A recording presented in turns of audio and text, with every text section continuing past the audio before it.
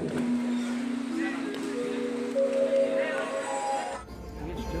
প্রধান বিশিষ্ট শিক্ষাবিদ মাননীয় শ্রী গণেশ সুন্দর লগ্নে আমাদের অন্যতম বিশিষ্ট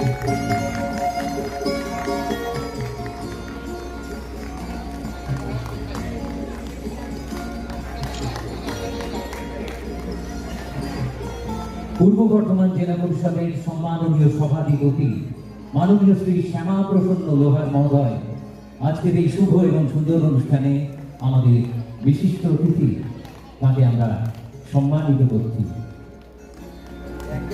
স্বাগত জানাচ্ছি মাননীয় শ্রী ঠাকুরের আজীবন ভক্ত হিসেবে শান্তনু তার স্ত্রী শ্রীমতী নবনীতা রায়চৌধুরীর সাথে রবির ঘর নামে গুরুকুল প্রতিষ্ঠা করে। আমাদের মধ্যে তাই তো আজকে এসেছেন আমাদের মুসাফির, যার জন্য আমরা দিওয়ানা, আমরা যার জন্য করছিলাম এত দক্ষিণ তুলে দিচ্ছেন। মানুষ পশু সঙ্গীত শিখেছেন যাদের কাছে, তাদের মধ্যে আছেন মায়া সেন, তাদের মধ্যে আছেন সুচিত্রা মিত্র, রাজ্যেশ্বর মিত্র, এবং গানের ক্ষেত্রে অসামান্য তিনি দক্ষ একজন পথ প্রদর্শক রবীন্দ্রসঙ্গীতের জগতে। এখন তিনি যে কাজ করছেন সে কাজটি পৃথিবীতে একটি দুর্লভ।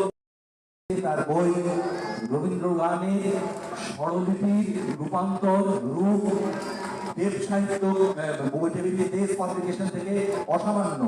এখন যে তাকে সম্মান জানিয়ে ভারতী দাস, ভারতী সুচিত্রা মিত্রের সান্নিধ্য যেমন পেয়েছেন, তেমনি কণিকা বন্দ্যোপাধ্যায়ের সান্নিধ্য পেয়েছেন, নীলিমা সেনেরও সান্নিধ্য তিনি পেয়েছেন। আপনারা জানেন যে আমাদের এই সঙ্গীত মেলা এবার তৃতীয় বছর। এবার 620 জন পার্টিসিপেন্ট, তারা বর্ধমান পূর্ব থেকে, গ্রাম থেকে শহর, যারা উদীয়মান শিল্পী, তারা আমাদের এখানে অংশগ্রহণ করেছিলেন। 3 দিন ধরে আমাদের রাজ্য থেকে, আমাদের রাজ্য সরকারের পক্ষে আমাদের তথ্য সংস্কৃতি মন্ত্রী ইন্দ্রনীল সেন মহাশয় আমাদের 3 জন বিচারক পাঠিয়েছিলেন। তারা 3 দিন থেকে, আপনারা জানেন, কঙ্কালেশ্বর কালীবাড়িতে আমরা সেই অডিশনের আয়োজন করেছিলাম এবং তার মধ্যে 140 জন তোমরা সিলেক্ট করেছেন। আমরা 9 দিন ধরে আমাদের যে সঙ্গীত মেলা, সেই 9 দিনে তাদের আমরা সবাইকে জায়গা করে দেব। আমরা মনে করি আগের বার